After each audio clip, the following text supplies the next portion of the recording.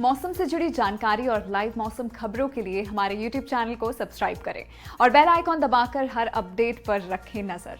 नमस्ते दोस्तों, sky mat weather में आपका बहुत बहुत स्वागत है। मेरा नाम महेश पलावत है। अब केवल 3 दिन बचे हैं। आज 28 तारीख है, 28, 29, 30 3 दिन बचे हैं मानसून के लिए। हालांकि उसके बाद भी बारिश की गतिविधियां हमें पता है कि जारी रहेंगी, खास करके जो दक्षिण भारत है और जो पूर्वी भारत है वहां पर, और मध्य भारत के कुछ इलाकों में भी बारिश की गतिविधियां जारी रह सकती हैं। और उसके बाद 15 अक्टूबर तक ये साउथ वेस्ट मानसून पूरी तरह से, एक जो डेट है इसकी, वो विड्रॉ हो जाता है और उसके बाद नॉर्थ ईस्ट मानसून शुरू होने की वो जो संभावना है वो बढ़ जाती है। और नॉर्थ ईस्ट मानसून है, आपको पता है कि जो साउथ वेस्ट मानसून तो है वो इस तरह से जाता है, यानी कि दक्षिण पश्चिमी जो हवाएं हैं वो यहाँ से चलती हैं और इस तरह से ये जो मानसून को लेकर के आती हैं। ये तो है साउथ वेस्ट मानसून।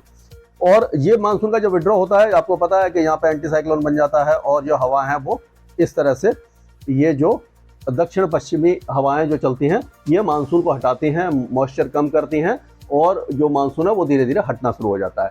और यही जो हवाएं हैं वो इस तरह से जब घूमती हुई आती हैं यहाँ से, इस तरह से, यानी बंगाल की खाड़ी से नमी लेकर के, और ये फिर आंध्र प्रदेश, तमिलनाडु और इन सारे इलाकों में जब बारिश देती हैं तो इसको मतलब ये उल्टा जो लौटने वाला मानसून है, या उत्तर पूर्वी मानसून, जो उत्तर पूर्वी दिशा से जो हवाएं चलती हैं इसलिए उत्तर पूर्वी मानसून होता है। ये 20 अक्टूबर के आसपास सेट हो जाता है और ये दिसंबर तक रहता है। और जो दक्षिण पश्चिम मानसून है, क्योंकि वो दक्षिण पश्चिम दिशा से हवाएं चलती हैं यहाँ से, और अरब सागर से हवाएं आती हैं और फिर यहाँ से क्रॉस करके ये बंगाल की खाड़ी से नाम लेकर के इस तरह से आती है, तो इसको दक्षिण पश्चिम मानसून कहते हैं। और ये 1 जून से लेकर के 30 सितंबर तक होता है। और देश में जो 60% पूरे साल में बारिश होती है वो दक्षिण पश्चिम मानसून में होती है। और केवल कुछ इलाके हैं, यानी कि तमिलनाडु के कुछ इलाके हैं जो साउथ वेस्ट मानसून में बारिश ज़्यादा नहीं ले पाते। उसके लिए भी मैं रीजन आपको बताता हूँ। क्या होता है कि यहाँ पर ये जो बीच में है नीलगिरी हिल्स हैं, कोडमान हिल्स और नीलगिरी हिल्स हैं, तो यहाँ पर जो पहाड़ बने हुए हैं, तो यहाँ से जब ये साउथ वेस्टर्ली विंड अरब सागर से हवा लेकर आती है तो ये पहाड़ों से टकराकर केरल और जो नीलगिरी हिल्स है यहाँ पर ही बारिश देती है। और जब ये तमिलनाडु की तरफ जाती है तो उसको लीवर्ड एरिया साइड कहते हैं, यानी विंडवर्ड साइड ये है जहाँ से हवा आ रही होती है, वहाँ पर पूरा मॉइस्चर डिप्लीट हो जाता है, वहाँ बारिश होती है। लेकिन सूखी हवाएं तमिलनाडु में जाती हैं, इसीलिए तमिलनाडु में बारिश कम होती है। केवल तमिलनाडु में बारिश जब होती है जब यहाँ पर कोई लो प्रेशर एरिया या कुछ बन जाता है, वो साउथ वेस्ट मानसून में यहाँ बारिश दे सकता है। तो जब नॉर्थ ईस्ट मानसून में क्या होता है, उसका उल्टा होता है। यहाँ से जब हवाएं बंगाल की खाड़ी से नमी लेकर के आती हैं तो तमिलनाडु में, क्योंकि यहाँ पहाड़ है, पहाड़ से के इसी साइड में, तमिलनाडु के साइड में भारी बारिश देती है। और तमिलनाडु उस समय नॉर्थ ईस्ट मानसून में पूरे साल की 60% से ज़्यादा बारिश ग्रहण करता है, लेता है। तो इस तरह से ये मानसून आगे बढ़ता है। तो अब देखते हैं कि आगे मौसम कैसा रहेगा। मानसून विड्रॉ हो चुका है, कुछ इलाकों से आपने देखा यहाँ से हो गया। अब धीरे धीरे बाकी इलाकों से भी बहुत जल्दी इसका विड्रॉल शुरू हो जाएगा। अब हमें उम्मीद है कि पहाड़ों पर तो अब बारिश की संभावना बहुत ज़्यादा कम है। पहाड़ का जो मौसम है वो पूरी तरह से शुष्क बना रहेगा, कोई भी चिंता की बात नहीं है। अब वहाँ पर आप जा सकते हैं, कोई भी लैंडस्लाइड या मडस्लाइड आपको दिखाई नहीं देगा। केवल आपको जो पहले से जो रास्ते वगैरह खराब हो चुके हैं उसका ध्यान रखना है, लेकिन वेदर वाइज आपको कोई भी दिक्कत नहीं आएगी। और सुबह और रात के तापमान वहाँ पर गिरने लगेंगे, सर्दी बढ़ जाएगी। जब भी आप जाएं अपना वो बंदोबस्त करके जाएं, यानी कि गर्म कपड़े लेकर के पहाड़ों की तरफ जाएं। तो ये जो साइक्लोनिक सर्कुलेशन आप देख रहे हैं पाकिस्तान के ऊपर, ये फीबल साइक्लोनिक सर्कुलेशन है, इसका कोई खास असर दिखाई नहीं देगा। उत्तरी जो पंजाब प्रांत है जो पाकिस्तान में, वहाँ पर हल्की हल्की बारिश दे सकता है। गिलगित बाल्टिस्तान और मुजफ्फराबाद में भी हल्की बौछारें दे सकता है। जम्मू कश्मीर, लद्दाख और हिमाचल प्रदेश के साथ साथ उत्तराखंड का मौसम लगभग शुष्क बना रहेगा। और उसी तरह से पंजाब, हरियाणा, दिल्ली और पश्चिमी उत्तर प्रदेश के साथ साथ पूरा राजस्थान अब शुष्क होने वाला है। अगर हम इस तरह से देखें, यानी कि एक एक राज्य की तरफ चलते हैं, तो ये पूरा जो पंजाब है, यहाँ पर अब कोई भी वेदर एक्टिविटी आपको कम से कम 1 सप्ताह तक तो दिखाई नहीं देगी। हालांकि अब वेस्टर्न डिस्टर्बेंस बहुत ज़्यादा अच्छे नहीं आते हैं। अक्टूबर के एंड में जाकर के वेस्टर्न डिस्टर्बेंस थोड़ा सा नीचे आना शुरू होते हैं, तब जाकर के बारिश शुरू होती है। तो तब तक के लिए हम कह सकते हैं कि अगले कम से कम 1 सप्ताह तक पूरा जो आपका ये पंजाब है ये पूरी तरह शुष्क बना रहेगा। यहाँ पर कोई बारिश नहीं होगी। दिन के तापमान थोड़े से बढ़ सकते हैं, लेकिन रात के तापमानों में थोड़ी सी गिरावट दिखाई देगी। यानी कि जो दिन और रात के तापमान में जो अंतर है वो थोड़ा सा बढ़ सकता है। और वही हाल अब हरियाणा में है। हरियाणा में भी, पूरे हरियाणा में कहीं पर भी बारिश की संभावना नहीं है। बादल भी बहुत कम छाएंगे, तेज धूप निकलेगी, दिन में गर्मी थोड़ी सी बढ़ेगी, लेकिन सुबह और शाम के तापमान यहाँ पर और उसके साथ साथ जो दिल्ली एनसीआर है यहाँ पर भी इसी तरह का मौसम आपको देखने को मिलेगा। अब अगर हम उत्तर प्रदेश की बात करते हैं तो उत्तर प्रदेश में आज जो बारिश है वो हो सकता है कि दक्षिण पूर्वी जो उत्तर प्रदेश है, जैसे 24 घंटे पहले जो बारिश हुई थी यहाँ पर हो सकती है। ये हो सकता है कि कुछ और इलाके यहाँ तक कवर करते हैं, तो ये यानी सिद्धार्थनगर, महाराजगंज, खुशीनगर, संत कबीर नगर, गोरखपुर, देवरिया, अंबेडकर नगर, आजमगढ़, मऊ, बलिया, गाजीपुर, भदोही, जौनपुर, वाराणसी, मिर्जापुर, चंदौली, सोनभद्र, प्रयागराज, ये जो इलाके हैं यहाँ पर आज और कल बारिश की संभावना हमें नजर आ रही है। हल्की बारिश होगी, बहुत ज्यादा नहीं होगी।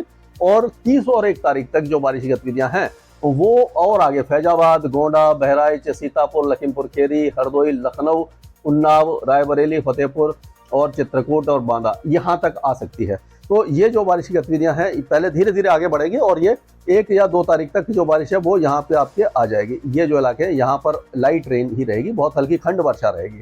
लेकिन जो पश्चिमी उत्तर प्रदेश है यहाँ का मौसम पूरी तरह शुष्क रहेगा, यहाँ कोई वेदर एक्टिविटी आपको दिखाई नहीं देने वाली है। उसी तरह से अगर हम झारखंड की बात करें तो अभी फिलहाल दक्षिणी झारखंड में आज ये माफ करिए बिहार में, दक्षिणी बिहार में बारिश होगी और उसके बाद हम कह सकते हैं कि 30 और 1 तारीख को, 2 तारीख को ये पूरा बिहार कवर कर लेगी और उस समय बारिश की गतिविधियों में बहुत ज्यादा इजाफा तो नहीं होगा, लेकिन लाइट रेन और कुछ मॉडरेट स्पेल हो सकते हैं। अभी मानसून में यहाँ से हटने में देरी है, तो इस इलाके में अभी बारिश की गतिविधियां जारी रहेगी। पूरे जो झारखंड है, ये माफ कीजिएगा बिहार है, यहाँ पर बारिश रहेगी और झारखंड के भी ज्यादातर इलाकों में अभी फिलहाल 4-5 दिनों तक बारिश की गतिविधियां रहेंगी। हालांकि भारी बारिश अभी भी नहीं होगी, लाइट रेन होगी। 1-2 जो शॉर्ट स्पेल होता है यानी कि थोड़ी देर के लिए तेज बारिश होकर निकल गई, उस तरह की वेदर एक्टिविटी यहाँ पर हो सकती है। अब जो बारिश की गतिविधियां हैं पश्चिम बंगाल में वो केवल गंगेय पश्चिम बंगाल तक सीमित रहेंगे और जो उत्तरी इलाके हैं यहाँ पर मौसम लगभग शुष्क रहेगा। तो पुरुलिया, बांकुरा, ये बर्धमान हो गया, वीरभूमि है, 24 परगना है, कोंटई है, डायमंड हार्बर, शांति निकेतन, पुरुलिया, ये जो इलाके हैं, हुगली, हावड़ा, कलकत्ता, इन इलाकों में लाइट टू मॉडरेट रेन अगले 2-3 दिनों तक बनी रहेगी। और जो दिनाजपुर है और मालदा है, जलपाईगुड़ी, कोचबिहार, इन इलाकों में बारिश की संभावना कम है। दार्जिलिंग और जो अलीपुरद्वार वगैरह में, जो कालिम्पोंग वगैरह में हल्की फुल्की बारिश हो सकती है। उसी तरह से सिक्किम में भी बारिश की गतिविधियां काफी हल्की ही दिखाई देंगी। पूर्वोत्तर राज्यों में भी कोई खास वेदर एक्टिविटी दिखाई नहीं दे रही है क्योंकि बहुत ज्यादा मॉइस्चर फीड यहाँ पर नहीं आ रहा है। हालांकि मानसून के आखिर तक यहाँ पर बारिश होती है, अक्टूबर के पहले हफ्ते में भी बारिश होगी, लेकिन छुटपुट बारिश की गतिविधियां ही रहेगी, ज्यादा बारिश की संभावना यहाँ पर हमें नजर नहीं आ रही है। राजस्थान का मौसम अब पूरी तरह से शुष्क हो जाएगा। पूरा 1 सप्ताह, अब कम से हफ्ता क्या मतलब कि 10 दिन, हफ्ते 10 दिन तक यहाँ पर कहीं पर भी किसी भी इलाके में आपको बारिश नहीं दिखेगी। आप जो पहले बारिश हो रही थी कोटा संभाग और ये उदयपुर संभाग में जो हो रही थी वो भी अब समाप्त हो जाएगी। पूरी तरह से मौसम साफ रहेगा, शुष्क रहेगा, दिन में धूप निकलेगी, उमस में कमी आएगी क्योंकि दक्षिण पश्चिमी हवाएं चलना शुरू हो गई हैं, विपरीत चक्रवाती हवाओं का क्षेत्र बन गया है। तो अब पूरा आपका श्रीगंगानगर, हनुमानगढ़, चूरू, बीकानेर से लेकर के जैसलमेर, जोधपुर, बाड़मेर, सिरोही, पाली और इधर कोटा संभाग, ये पूरा इलाका, उधर अलवर, भरतपुर, धौलपुर, ये पूरा जो इलाका है यहाँ पर किसी भी तरह की मौसमी गतिविधि आपको दिखाई नहीं देने वाली है। लेकिन गुजरात की अगर बात करें तो गुजरात में अभी भी अगले 2 दिनों तक हमें उम्मीद है कि ये जो इलाके हैं यानी कि ये सोमनाथ हो गया, भावनगर है, भरूच, नर्मदा, सूरत, तापी, डांग, नवसारी, वलसाड, ये जो इलाके हैं यहाँ पर हल्की फुल्की बौछारें अभी देखने को आपको मिल सकती हैं। 2 दिनों के बाद यहाँ का भी मौसम पूरी तरह साफ हो जाएगा और हम कह सकते हैं 30 तारीख से पूरे गुजरात में आपको बारिश दिखाई नहीं देने वाली है।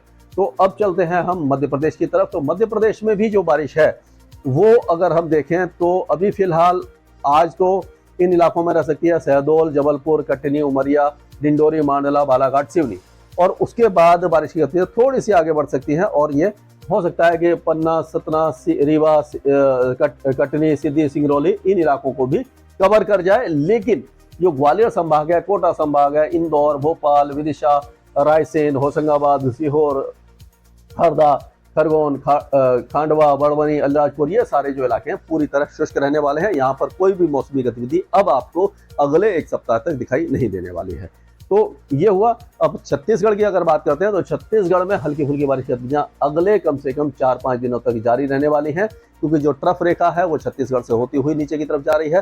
तो इसीलिए छत्तीसगढ़ और उड़ीसा के ज्यादातर इलाके बारिश देखेंगे। उड़ीसा में जो बारिश की गतिविधियां थोड़ी सी ज्यादा हो सकती है क्योंकि जो लो प्रेशर एरिया 29 तारीख को जो बनेगा वो बहुत ज़्यादा सशक्त तो नहीं होगा जो कल तक बनेगा, उसके ये साइक्लोनिक सर्कुलेशन बनेगा, उसके बाद 1-2 दिन में लो प्रेशर एरिया बनेगा। लेकिन वो जो लो प्रेशर एरिया है बहुत ज़्यादा मजबूत नहीं है, ऐसा नहीं है कि वो अंदर बहुत ज़्यादा आएगा, और इसीलिए गंगा, पश्चिम बंगाल, उड़ीसा इन इलाकों में मॉडरेट शावर्स देकर ही निकल जाएगा। भारी बारिश की संभावना 1-2 जगह पर है। इसका असर बहुत ज़्यादा अंदर तक नहीं रहेगा, यानी कि पूर्वी मध्य प्रदेश, छत्तीसगढ़, बिहार, झारखंड और दक्षिण पूर्वी या पूर्वी उत्तर प्रदेश तक ही हल्की बारिश दिखाई देने वाली है, यानी कि इसका बहुत ज़्यादा असर हमें दिखाई नहीं देगा। अब महाराष्ट्र की बात करते हैं तो महाराष्ट्र में अभी जो बारिश की गतिविधियां रत्नागिरी, रायगढ़, रत्नागिरी और सिंधुदुर्ग और इसके नीचे जो गोवा है, यहाँ पर भारी बारिश हो सकती है। और जो बारिश की गतिविधियां हैं वो हम कह सकते हैं कि नागपुर, भंडारा, गोंदिया, वर्धा, चंद्रपुर और यवतमाल, गढ़चिरौली इन इलाकों में होगी। लेकिन जलगांव, अकोला, बुल्धाना, वाशिम, औरंगाबाद ये इलाके लगभग शुष्क रहेंगे और हल्की फुल्की बारिश हो सकती है। यहाँ पर नासिक में, धुले, नंदुरबार में भी बारिश नहीं है। नासिक है, अहमदनगर है, पुणे, ये जो इलाके हैं, उस्मानाबाद, बीड, सांगली, सतारा, कोल्हापुर, ये जो इलाके हैं, इन इलाकों में मॉडरेट शावर्स अगले 2-3 दिनों तक होंगे। 1-2 जगह तेज बारिश भी हो सकती है। महाबलेश्वर में तेज बारिश की संभावना है। उसके बाद माफ कीजिएगा, 2 तारीख के बाद से जो मौसम है यहाँ से हटना शुरू हो जाएगा, यानी कि ये जो पूरा इलाका है ये ड्राई हो जाएगा। यहाँ पर लाइट टू मॉडरेट रेन जारी रहने वाली है। और अगर हम दक्षिण भारत की बात करें तो आप देखिए साइक्लोनिक सर्कुलेशन यहाँ पे था, धीरे धीरे इधर आ गया है, यानी कि इंटीरियर कर्नाटका में है। तो नॉर्थ इंटीरियर कर्नाटका के साथ साथ गोवा, कोस्टल कर्नाटका, केरला, यहाँ पर भारी बारिश हो सकती है। नॉर्थ इंटीरियर कर्नाटका में भी अच्छी बारिश है। तेलंगाना के कुछ इलाकों में तेज बारिश की संभावना अगले 2-3 दिनों के दौरान है। कोस्टल आंध्र प्रदेश में श्रीकाकुलम, विजयनगरम, विशाखापट्टनम, मछलीपट्टनम, काकीनाडा इन इलाकों में हल्की बारिश रहेगी। रायलसीमा में हल्की से मध्यम बारिश रहेगी। बेंगलुरु, तुमकुर, चामराजनगर, मैसूर ये सारे इलाके भी हल्की बारिश देखेंगे। और जो कोस्टल तमिलनाडु है, चेन्नई, पुडुचेरी, कराईकल, नागापट्टनम, तंजावुर ये जो इलाके हल्की बारिश होगी। लेकिन नीलगिरी हिल्स में ज़्यादा बारिश हो सकती है। उड़ामंगलम वगैरह में तेज बारिश की संभावना है। अंडमान और निकोबार द्वीप समूह एक साइक्लोनिक सर्कुलेशन आप देखेंगे, ये उत्तरी अंडमान सी में बना हुआ है। तो इसके प्रभाव से अंडमान और निकोबार द्वीप समूह में अगले 2-3 दिनों के दौरान मूसलाधार बारिश 100 मिलीमीटर, 150 मिलीमीटर की बारिश हो सकती है। अगर आप वहां जाने का प्लान कर रहे हैं तो वाटर स्पोर्ट्स नहीं कर पाएंगे, लेकिन मौसम सुहावना रहेगा, बारिश का एंजॉय कर सकते हैं। लेकिन जो समुद्री गतिविधियां हैं वो आपको थोड़ा सा दिक्कत हो सकती है, और जो आपका ये जो फेरी वगैरह होती है उसमें भी थोड़ा सा प्रॉब्लम आ सकती है। और लक्षद्वीप में हल्की फुल्की बारिश ही दिखाई देने वाली है। तो यानी कि जाते जाते मानसून थोड़ा सा एक्टिव हुआ है दक्षिण भारत में और पूर्वी भारत में। उत्तर पश्चिम भारत से मानसून की विदाई अब सुनिश्चित हो गई है और धीरे धीरे अगले 4-5 दिनों में काफी इलाके बारिश से खाली हो जाएंगे। स्काईमेट वेदर में अभी के लिए मौसम से जुड़ी जानकारी और लाइव मौसम खबरों के लिए हमारे YouTube चैनल को सब्सक्राइब करें और बेल आइकॉन दबाकर हर अपडेट पर रखें नजर।